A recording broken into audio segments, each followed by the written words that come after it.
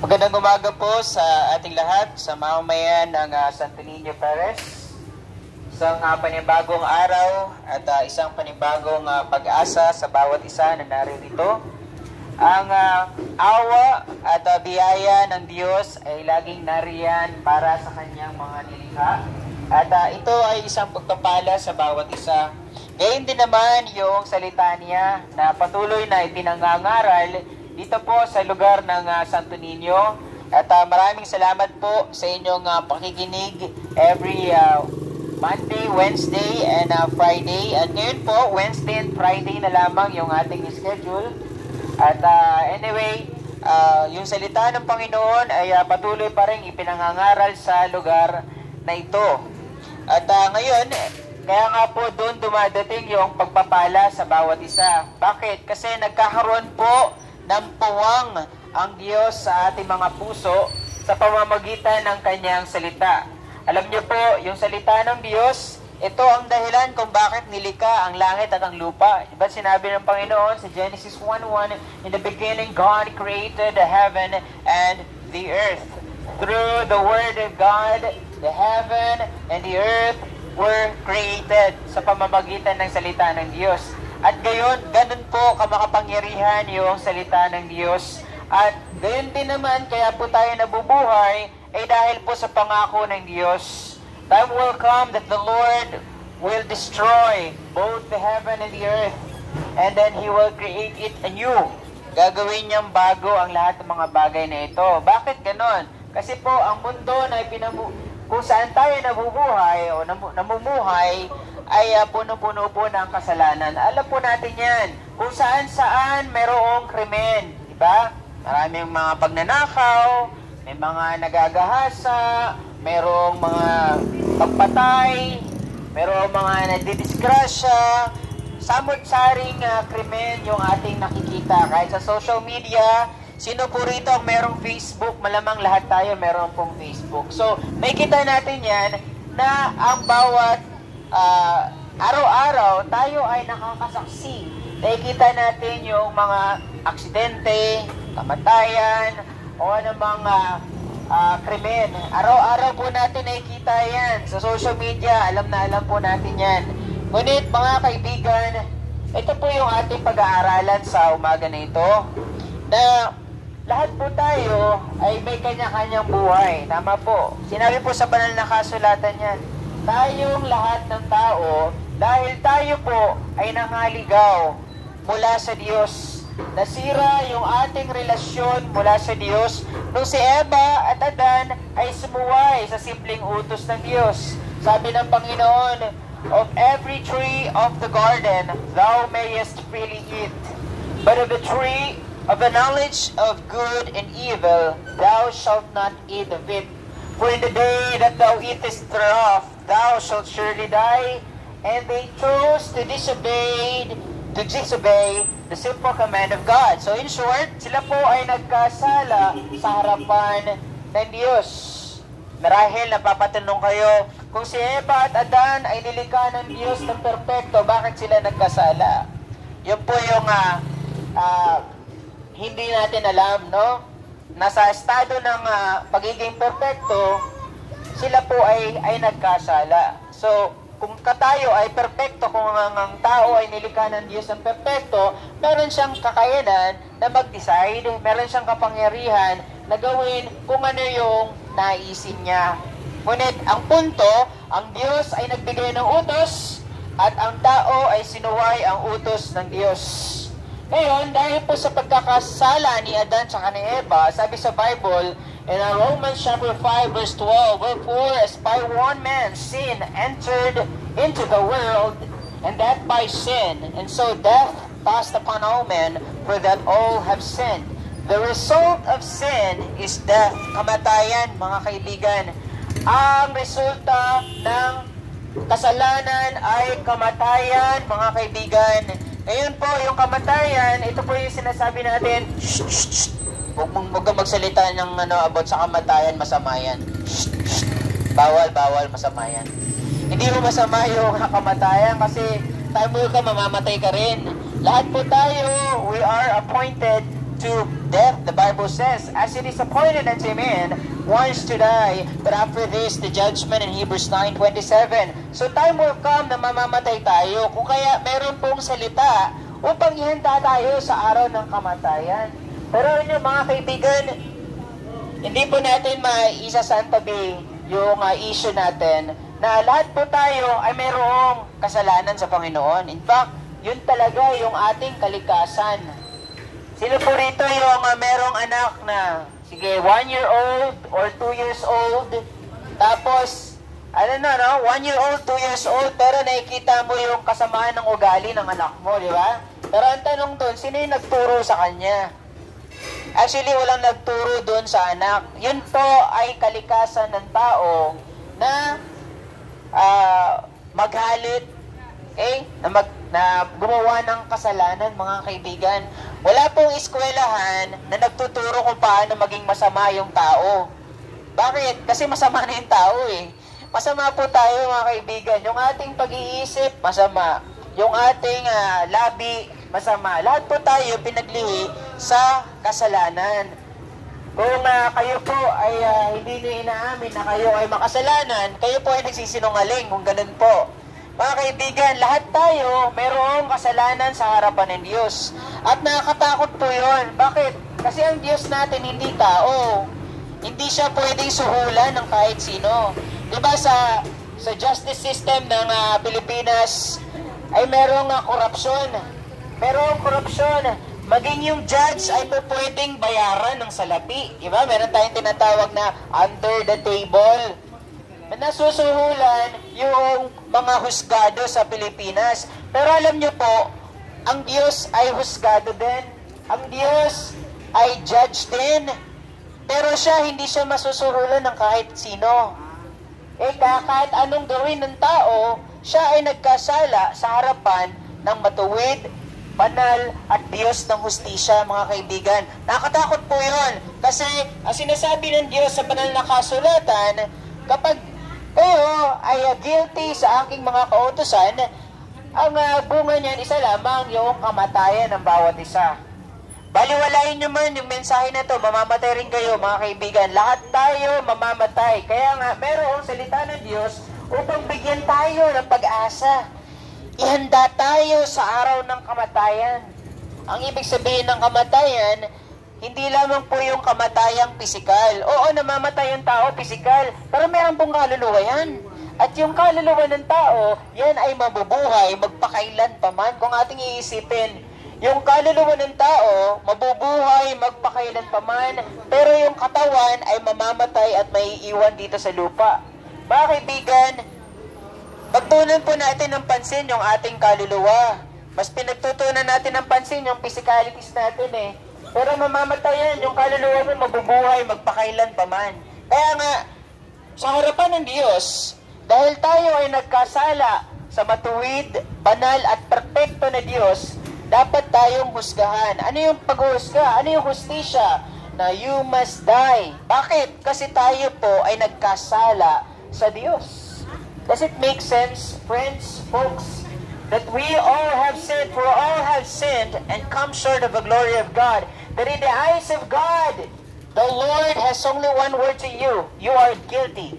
You are guilty of sin. Lahat tayo nagkasala sa harapan ng Diyos. Tingnan niyo po, si Eva at si Adan, ilan po yung kasalanan nila bago sila itaboy sa Garden of Eden? Ilan yung kasalanan ni Eva at ni Adan? Isa lang, di ba? Sinuway nila ang utos ng Diyos. Pero ang tanong ko, ilan po yung kasalanan natin? Ang dami, di ba? Ang dami? Oh, grabe. So, imagine mo na lang kung anong klaseng hustisya ang meron tayo. Mga kaibigan, tayo po ay nagsisinungaling. Tayo ay nagbumura. Tayo ay nag-iisip na masama sa kapwa. Sinusuway natin ang utos ng Diyos, mga kaibigan. Pero sinasabi natin, minsan naman naging mabait ako sa kapwa ko eh. Di ba? Tumulong naman ako. Nung may nangutang sa akin, pinautang ko naman. Nung may nangutang sa akin, kahit di na ako binayaran, sinisingil ko siya, pero ayaw nang bayaran eh. May ginagawa tayong di ba? May mga ginagawa tayong kabutihan sa kapwa natin. Pero alam niyo po, hindi nyo masusuhulan ng Diyos sa kabutihan nyo. Kasi kahit gumawa tayo ng kabutihan, meron pa rin tayong kasalanan. At yun ay sinasabi sa aklat ng Ecclesiastes 7:20. The Bible says, "For there is not a just man upon this earth that doeth good and sinneth not." Even though you are good in your eyes, ikaw pa rin ay nagkaroon ng kasalanan sa harapan ng Diyos. And sin is our main problem. Yun po yung problema natin. That in the eyes of God, sa perpektong hustisya ng Diyos, ikaw ay guilty of committing sin against a holy God. And as a result, as a punishment of your sin, you must die. Because the Bible says, a soul that sinneth, it shall die. So, sa makatuwid, mga kaibigan, lahat po tayo walang kakayanan na ipresenta ang ating sarili na matuwid sa harapan ng Diyos sapagkat sinasabi ng banal na kasulatan na mga utos niya, hindi mo sinunod ang aking mga utos. Mga kaibigan, malamang iniisip natin yung particular na utos na tinatawag na Decalogue or 10 Commandments. Sinasabi natin, kapag ito nasunod ko yung 10 utos ng Diyos, siguro naman magiging matuwid ako sa harapan ng Diyos. Siguro naman mapapawalang sala ako sa harapan ng Diyos.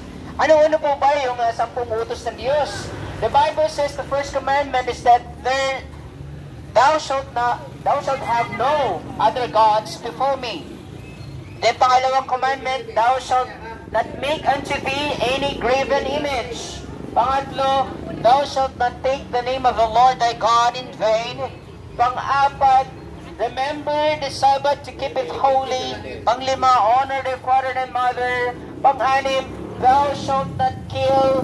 Pang-pito, thou shalt not commit adultery. Pang-walo, thou shalt not steal. Pang-siyam, thou shalt not bear false witness. Alam niyo po, inutos sa Bible niyo, huwag kang mangmamarites.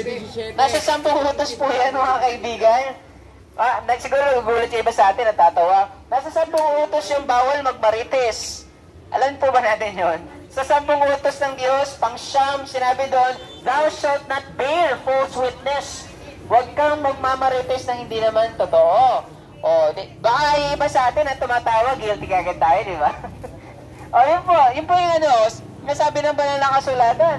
Thou shalt not bear false witness, and the 10th commandment is, thou shalt not covet. Huwag mong ariin yung bagay na hindi naman sa'yo. Yan, lahat tayo, mga kaibigan. Ito po, minsan, sigaw-sigaw ako dito ngayon, medyo masaya ako, Pero mga kaibigan, lahat po tayo, sa harapan ng Diyos, nagkasala tayo, hindi po ba? Inaamin po ba natin yon? Hindi, ayoko aminin. Hindi nagkasala kasi sinungaling ka, pagka ganun, di ba?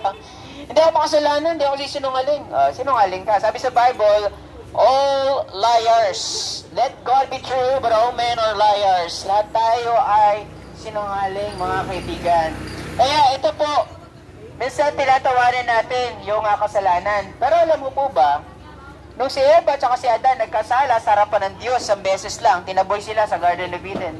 Tayo sa harapan ng Diyos, kapag tayo ay nagkasala at nagkasala tayo, simula nang pinanganak tayo, ang ating kaparusahan ng ating pagkakasala ay walang hanggang kamatayan sa lawa ng apoy. Huwag naman sana, Pag pinawian tayo ng buhay, may lawa pala ng apoy na nag-aantay para sa atin. Pero yun po yung sinasabi ng banal na kasulatan. Yun ay perpektong hustisya ng Diyos na ikaw na nagkasala sa harapan ng Diyos na narapat na ikaw ay mamatay at iyong kaluluwa ay ibulid sa dagat-dagatang apoy. Yun ang perpektong hustisya ng Diyos. Kaya mga kaibigan, ang tanong ko, paano natin matatakasan? Paano natin mareresolba yung hustisya ng Diyos? Sabihin ko po sa inyo, mga kaibigan, kahit anong pagpapagubuti ang gawin mo, invalid yan sa Diyos.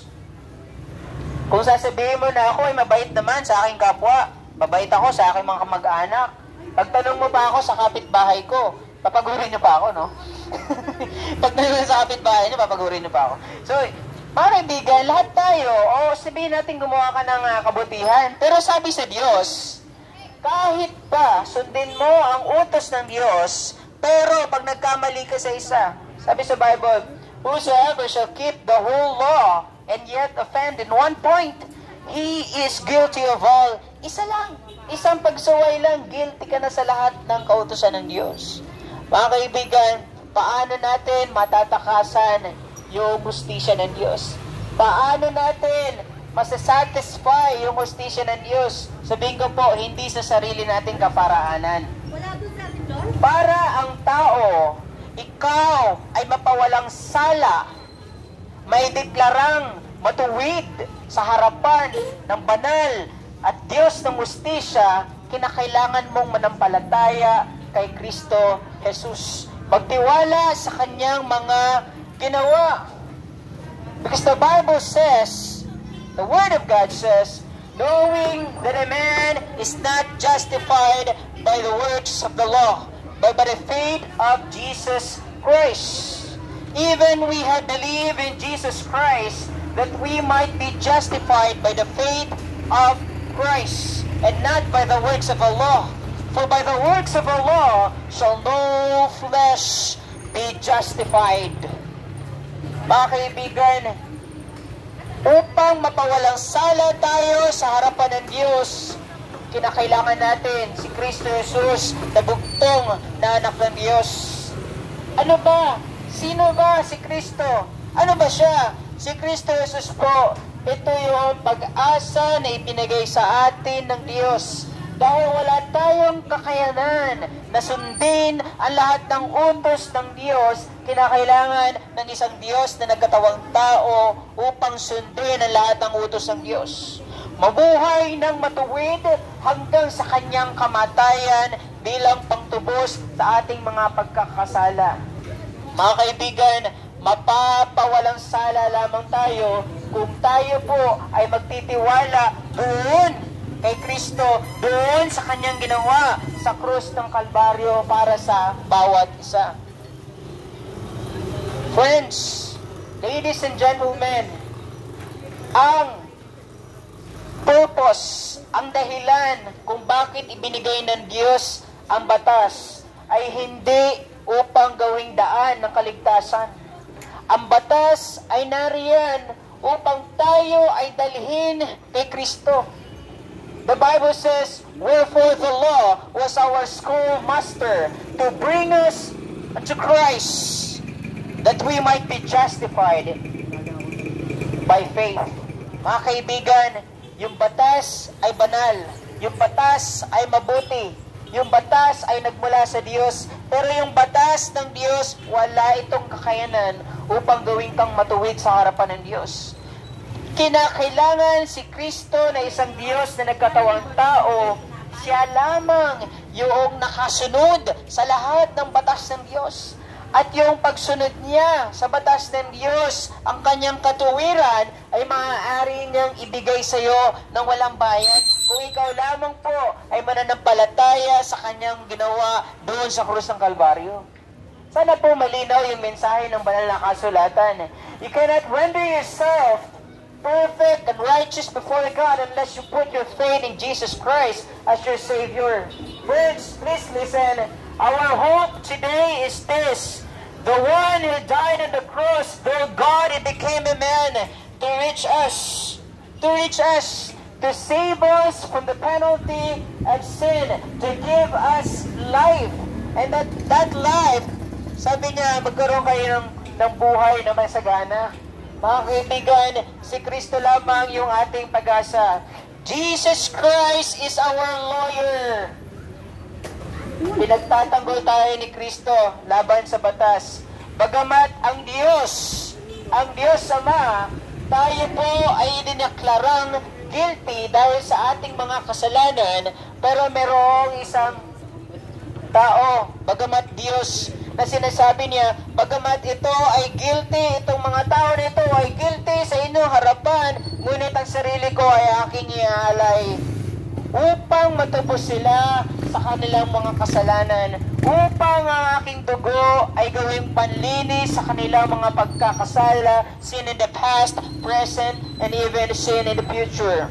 Mga kaibigan, mapapawalang sala lamang tayo kung tayo mananampalataya kay Kristo Jesus at manalig sa kanyang mga ginawa doon sa krus ng Kalbaryo para sa ikatutubos ng ating mga kasalanan. Mga kaibigan, ang tao ay hindi mapapawalang sala sa pamamagitan ng pagsunod ng batas. Ang tao ay hindi may dedeklarang matuwid sa harapan ng banal at Diyos ng hustisya kung ang tao ay susunod lamang sa batas. Sapagkat sinasabi sa banal na kasulatan, knowing this that a man is not justified by the works of the law, but by the faith of Jesus Christ. Even we have believed in Jesus Christ, that we might be justified by the faith of Christ, and not by the works of the law. For by the works of the law shall no flesh be justified. Mga kaibigan, upang mapawalang sala ka, kinakailangan mo si Kristo Jesus sa buhay mo ngayong umaga na ito. Kinakailangan mo magsisi sa iyong pagkakasala. Inutos ng Diyos ang pagsisisi sa lahat ng tao. The Bible says, God commanded all men everywhere to repent. Bata ka man, matanda, inutos ng Diyos na ikaw ay magsisi sa iyong mga pagkakasala. Sapagkat si Kristo na kanyang bugtong na anak ay namatay, inalay ang kanyang buhay para sa iyo. Namatay upang tamuhin ang hustisya ng Diyos. Dinanas niya ang kamatayan na dapat nating danasin. Dinanas ni Kristo ang impyerno na dapat nating tahakin. He was forsaken by God the Father so that you and I can be accepted by the Father. He was willing to become poor upang gawin tayong mayaman. He left the glories of heaven to become a man upang abutin tayong mga tao. And when He died on the cross, God and man ang namamagitan yung krus ni Kristo. Because the Bible says, for there is one God and one mediator between God and man, the man Christ Jesus. Friends, hindi mo kailangan ng tao upang mamagitan sa iyo at sa Diyos. Ang kinakailangan mo, ang Diyos na nagkatawang tao, si Kristo Jesus. There is one God and one mediator between God and man, the man Christ Jesus. Jesus being God, He represents God to man, and then Jesus being man, He represents God, man to God. My friends, you need Jesus Christ as your Redeemer. You need Jesus Christ as your Savior today. Walang kahit sinong makapagliligtas sa iyo sa harap ng matuwid at Diyos ng hustisya. Walang sino mang makapagliligtas sa iyo sa harapan ng banal, matuwid na Diyos. Mga kaibigan, tanging si Kristo lamang yung makapagliligtas sa iyo doon sa hustisya ng Diyos. Now, what did Jesus Christ do? He satisfied the demands of the law. He experienced most crucial death, the death of the cross. He experienced it para sa atin, mga tao. Mga kaibigan, nawa po, huwag po natin baliwalain yung ginawa ni Kristo sa krus ng Kalbaryo. Huwag po natin baliwalain yun. Nawa po, magbigay tayo ng atensyon, magbigyan tayo ng tugon doon sa ginawa ni Kristo sa krus ng Kalbaryo. Ang alam lang po natin, si Kristo namatay sa krus ng Kalbaryo para sa mga kasalanan at yun lang, wala nang iba. Mga kaibigan, hindi enough yung kaalaman na si Kristo ay namatay sa krus ng Kalbaryo. Ang kinakailangan, tumugon ka doon sa ginawa ni Kristo sa krus ng Kalbaryo. Paano ka tutugon? Alam mo na si Kristo ay namatay para sa iyong mga kasalanan. Anong tugon mo? Dapat magsisi ka. Magsisi ka sa iyong mga pagkakasala. At alam mo na dahil sa kasalanan, mayroong impyerno nag-aantay sa iyo. Dapat tanggapin mo si Kristo bilang iyong tagapagligtas. Receive the Lord Jesus Christ. But as many as receive Him, to them gave He power to become the sons of God, even to them that believe on His name. My friends, we need Jesus Christ para ideklara tayong matuwid sa harapan ng Diyos. Para mapawalang sala tayo sa harapan na matuwid, banal, at Diyos ng hustisya, kinakailangan natin si Kristo Jesus. Kinakailangan tayo ay manampalataya at magtiwala doon sa mga ginawa niya sa krus ng Kalbaryo para sa katubusan ng ating mga kasalanan. For by the works of the law shall no flesh be justified in His sight. Friends, repent and believe on the Lord Jesus Christ, and you shall be saved. Repent and believe on the Lord Jesus Christ, and you shall be saved from the justice of God. Jesus Christ satisfied the justice of God for you and for me. And if you have Jesus Christ, absuelto ka doon sa kaparusahan na ipapataw ng banal na Diyos sa bawat isa na hindi nananampalataya, hindi nagsisisi sa harapan ng Diyos, sa harapan ni Kristo. Friends, upang ang tao, ulitin ko po, upang ang tao ay mapawalang sala at may deklarang matuwid sa harapan ng Diyos, kinakailangan mong manampalataya, manalig kay Kristo Jesus. Kinakailangan mo magtiwala sa kanyang mga ginawa doon sa krus ng Kalbaryo para sa katubusan ng iyong mga kasalanan. Knowing this, that no man is justified by the works of the law, but by the faith of Jesus Christ. Even we have believed in Jesus Christ that we might be justified by the faith of Christ. And now by the works of the law, for by the works of the law shall no flesh be justified.